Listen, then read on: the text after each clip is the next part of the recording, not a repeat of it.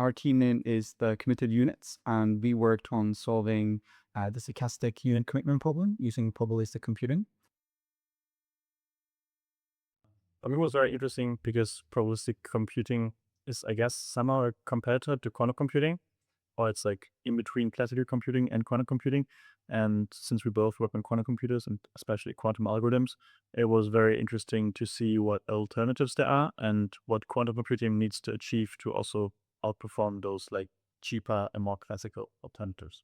I think for me, one of the things that I found interesting about the project was looking at probabilistic computers and knowing that they have a couple of very unique features. So like knowing that they are very good at solving large problems, knowing that they have very high speeds, and that they're very good at these like uncertain problems that encode some kind of something you're unsure about how you want to optimize it.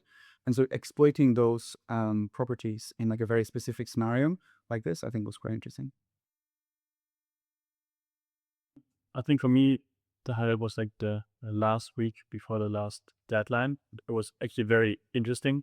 So for the first time, like we put in like a lot of work in this week, and we actually had like an idea in mind, and then working on it for the whole week was very rewarding, I would say. I think we had to think in a much more entrepreneurial way than we'd probably done before. I think in academia, it's very easy to get bogged down in what questions are interesting, for knowledge's sake. But then I think one thing that we had to kind of switch our mindset to was what problems are interesting in a monetary, real industrial applications kind of ways.